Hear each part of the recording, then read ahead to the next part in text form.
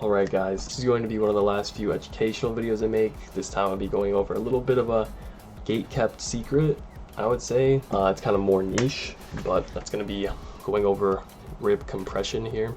And a lot of people don't know what it is, so I'll be brushing up on the topic because it's one of the few things that's sort of been brought to light and discovered within the science-based lifting community that I feel isn't coped because, you know, I've implemented it myself into my routine, into my training, and I can definitely say I've noticed some visual effects, especially on growing my chest, but we can get into that later. First, a lot of people are just gonna be confused to what the definition of this is, and I have it right here. It's pretty much cucking your range of motion to lift weight that's too heavy for your muscles. Now, what that looks like is pretty much, I'll do the freaking water bottle example, which, yeah, I stole this from Jonathan Warren. If you guys want to know like more about this topic, he does go more in depth and has a whole YouTube channel about that, so shout out to bro for putting me on. Alright, so this right here may not look like it, but this is going to be your torso, so just like this part, not your limbs, okay, just your torso. And this is what happens when you have your rib cage. Your rib cage is all stacked. You can fill it with air. You can put volume in it, okay? And while you're on the stack, in the idea of rib compression, having the stack is the most important thing you can do before performing a lift. However, a lot of people like to talk about the arch, which I'll get into that, but let me just show a brief demonstration. My rib cage and torso is stacked onto each other, okay, perfectly aligned, like all straight. But when you arch is when you compress your rib cage, you can't fill it up as much, okay, there's less volume, and you know, you'll be restricted on your movement, your muscles won't be able to be loaded properly. And yeah, that's pretty much the brief example. And so again, with this water ball example, this is the stacked, and then when you arch, it's like you do this. Just make a big dent, okay? Which this is not optimal. This is not ideal for gains. And same way, you know, caving inwards. I'll get into that as well, but you don't want to compress either way. Just have a nice stack. Let me just show some visual differences, because the main difference that this is going to make is going to be on your chest training. Okay, if you guys don't know, it's my freaking peak depleted, peak shredded natty me. And as you can see, obviously I'm a fucking small cunt, but it's more important is like I want you to look at the chest. From this angle it might look a bit 3D, but what really lacks is you're gonna see here, like when I do something like this, you can see, I zoom in, pork, it's got mocked for a second. You can see my chest in the center isn't actually developed, so when I do this move, instead of like having like a thick dense center, like an appealing look, it just like kind of like caves in and there's like nothing there in the middle. And that was a result of just training with a compressed rib cage for all my chest training and not getting a full range of motion on all my pec fibers. Where you can see, if you go to like obviously recently my chest is more filled up, but post show I started focusing a lot on my rib cage and did notice effects. Yeah, you can notice I'm doing the same pose over my head. Obviously, I'm gonna be a bit more full because I'm probably 8 pounds heavier here, but you can see more definition in that mid-chest area where it doesn't really cave in. And obviously now, due to my accelerated progress, a lot more full in the midsection, and obviously you can just see that now, like it's all about that middle chest. Creating that 3D look. So let me just give more detail on the arch. A lot of people, there's a common misconception where in order to grow your chest, you're going to want to squeeze your shoulder blades together, retract your scapula, you may have heard, which it's quite scary how often that's actually said to every single person. Like it's literally like almost common knowledge within like the lifting world now. Is like, yeah, you want to retract your scapula for the maximum chest gains. The idea being like, this is your chest, you know, normally how it's supposed to be, and when I do this, when I stick my chest out, I'm just gonna get such a better squeeze, blah blah blah blah blah. Bullshit. It's literally the exact opposite. I don't know how they propagated this onto everybody. I think it was Jeff Nippard and Mike Israel, two Class A Mossad agents placed into the lifting community. So yeah, we really need to kick them out of the country, expel them even. But that's another topic. First, let me show why this actually matters for growing the chest. If I am squeezing my shoulder blades, and let's say I'm performing a pec deck, if I perform this action, you're not going to get nearly enough chest activation, you can see in my fibers, just because like this is not ideal. Same with like people who bench press, sticking their chest out. Have the bar touch your chest, bro. Have the bar touch your chest. When actuality, what you're doing is, okay, to sum it up in the quickest way possible,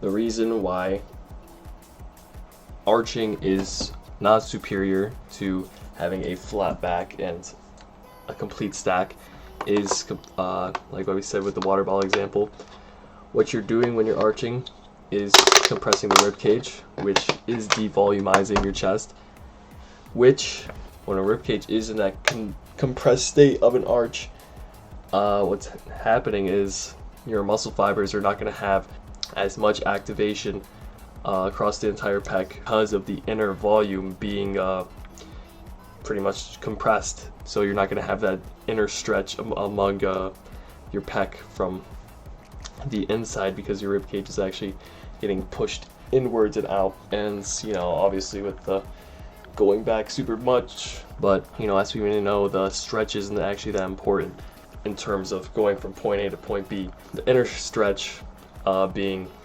a lot more important, because it might be a bit more of like an intuitive lifting type of thing, you know, not too much like, I'm sure there are studies on science, I just don't feel like looking, but it is one of those things where, you know, even with the deep stretch, you can feel way less activation across your entire chest.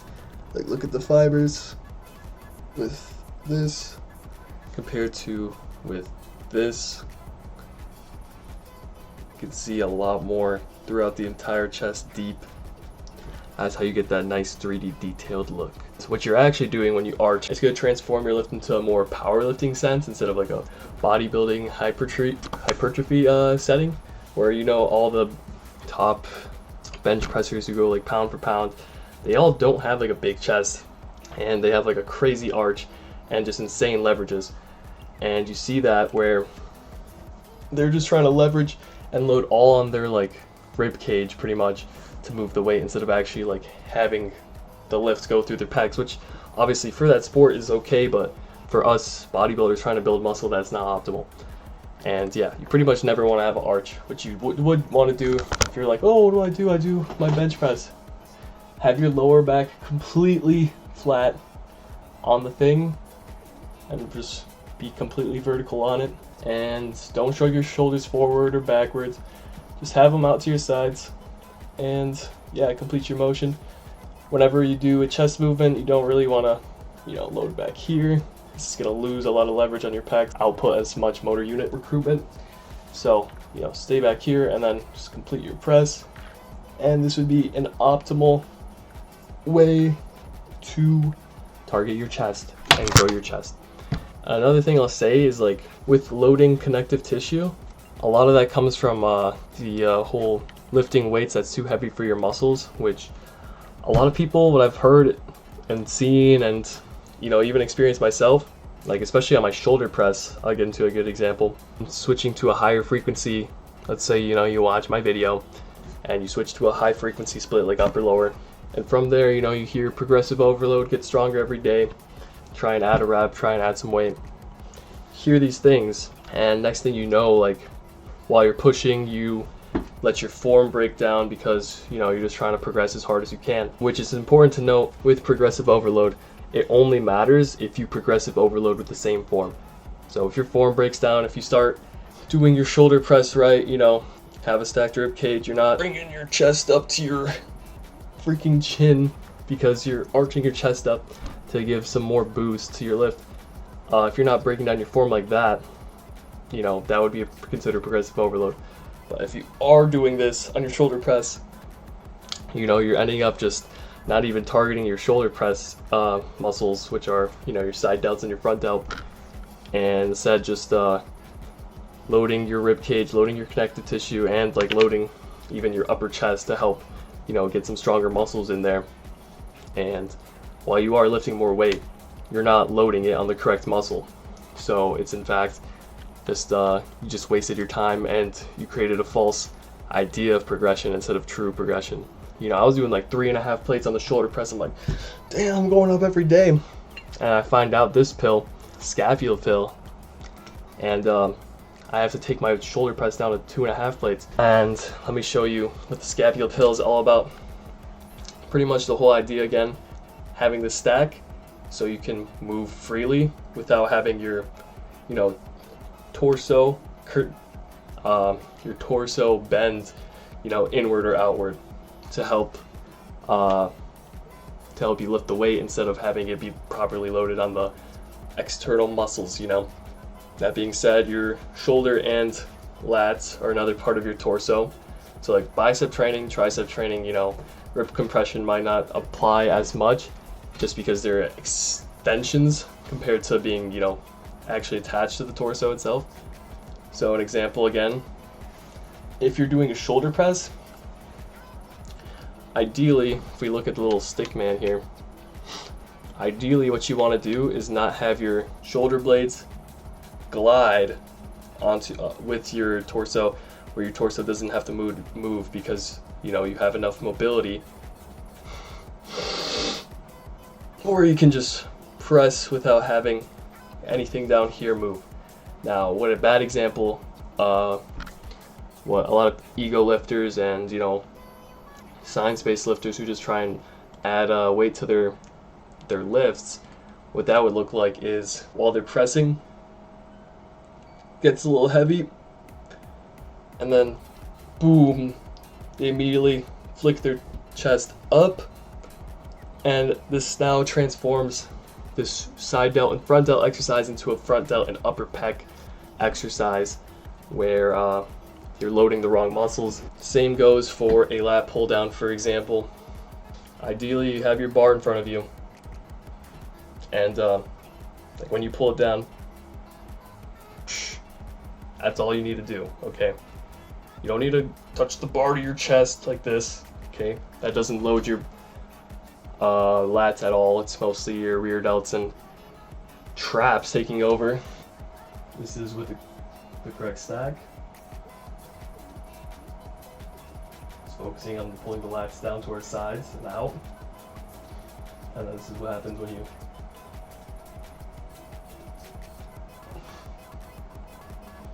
as you can probably see, the second option,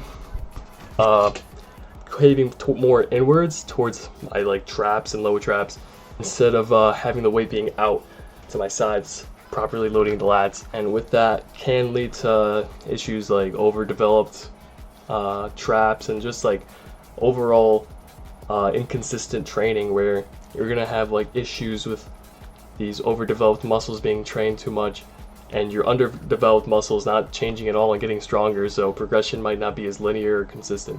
So yeah, with this, a lot of your lifts will go down, but it's necessary just to focus on your form, because what's the point of increasing your load on muscles if it's not even being placed onto your freaking muscles? And at the end of the day, you're just causing more fatigue all over your body and not getting like proper stimulus. And some important cues that I would say, your upper chest going towards your head, where you're pressing, and instead of going, you're doing your full completed range of motion reps, okay, targeting even those inner fibers, and then you notice, I gotta flick your chest up into your chin, completely break your form and lose your stack. So what I like to do is hinge my hips. This is it high. Hinge them down like that. So again, bring it down like that. Nice stack, very easy. And just again, bringing your back completely flat against the wall, zero arch. So hinge, back flat, shoulders out to your side, not rolled forward, not rolled back, just out to the side. You see how freaking out and full my chest is right now, ready for any load to be placed on it in this form, okay, compared to like this. Ridiculous. You sit up for your bench press, it should be the top of your rep, okay, not this. Just go through the whole range of motion. And again, don't bring it too far back. Your upper arm in line with your torso. So it looks like this. And yeah, it'll take some time getting used to. Even after doing it for like around like 4 months now, 4 or 5 months, I still have to like really concentrate on my sets, but yeah, you'll get used to it. You'll look forward to it's nice not having to, you know, super heavy on everything. You're still going to be able to lift heavy on a lot of your lifts, but it'll be nice to go back and really just try and keep the weight manageable for your form and focus on form instead of constant progression. You know, find that balance. Example of compressing inwards like this would be on like pull movements, such as like a T-bar row. Like, you don't need to go all the way stretched, okay? This is gonna lose leverage on a lot of your muscles. Yeah, you're feeling the stretch. The stretch doesn't do shit. Stop listening to massage agents, okay? Instead, just have it where your arms can go out fully in front of you like this, without having your torso, you know, shift inwards. Just keep it flat. And again, when you do a row, same thing with your chest, where you're following that upper arm, bringing it out to your side. Don't want to go super full back, because, you know, that last portion is going to be primarily your rear delts, which is one of your weaker back muscles. And yeah, it's not really ideal to load like that, because your traps are going to be a lot stronger, and yeah, that's what you're training them for on the row. But let me try and find an example of, you know, someone who has a good stack and lifts and has a well-developed physique. As you can see, when he pulls it right down in front of him. Let me get a good pause. Pulls it right down in front of him, and you can see his body isn't freaking all the way back. He's still very much upright, okay? The only thing he does is like move his head up just to like get out of the way of the bar. But his torso doesn't swing, it doesn't move. He's properly loading it. Same thing goes with this chest press. Pay attention to his chest as he's pressing up. Instead of moving his upper chest, it's not gonna flick up towards his chin. It's gonna stay right there, and as you can see, like, it's so stacked that it actually fills up with air while he's pressing. Alright, good example here. Got his pec deck.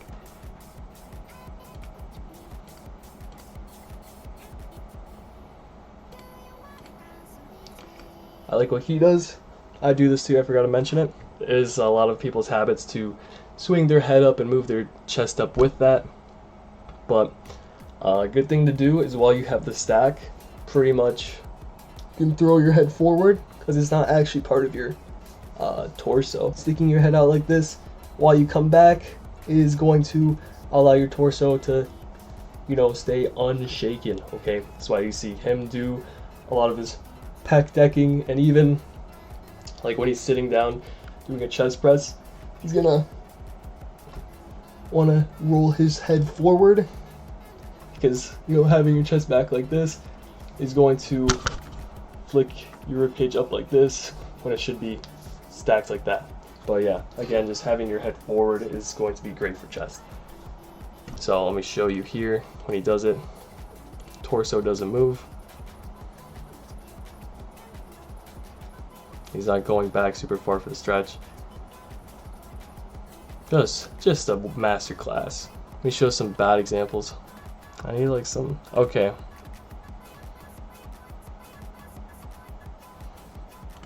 Alright, this is gonna be a good one. You can literally see his freaking whole, yeah, he's got 5 plates, good job. That's a hard fucking machine to stack.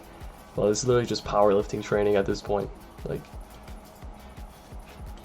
Do you think he's getting any side delt activation whatsoever? Like, no, he's literally arching super hard. His chest is literally digging into his chin. And yeah, oh, he's with Dev. Dev trains like this too. Again, like super low volume. They're literally just trying to add as much weight as possible. Obviously, it's gonna have some hypertrophy benefits, but it's not gonna be to the same exact extent as if he had a better rib cage. And these physiques are usually gonna have a more compressed look. I guarantee it. Like, ugh! And look at how he's gonna do it.